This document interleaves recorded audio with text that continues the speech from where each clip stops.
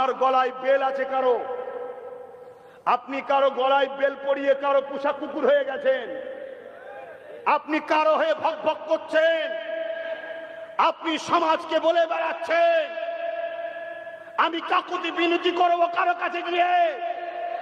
আপনি নিজে প্রমাণ দিচ্ছেন আপনার নিজের পাওয়ার নেই ওখানে, আপনি কাকুতি বিনতি করেই আনবেন, এটা এখন থেকে প্রমাণ দিচ্ছে।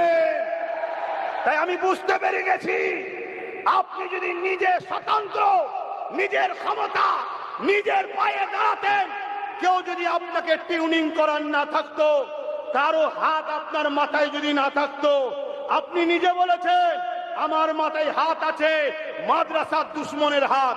যে বলেছে কোরআন শেষ হয়ে যাবে তার হাত আপনার মাথায় আছে, আপনি স্বীকার করেছেন। অতএব কোরআনের দুশ্মনের হাত যদি আপনার মাথায় থাকে, আপনার মতো ভাই দিয়ে কখনো দিন ইসলাম ও মুসলমানদের কল্যাণ হতে পারে না।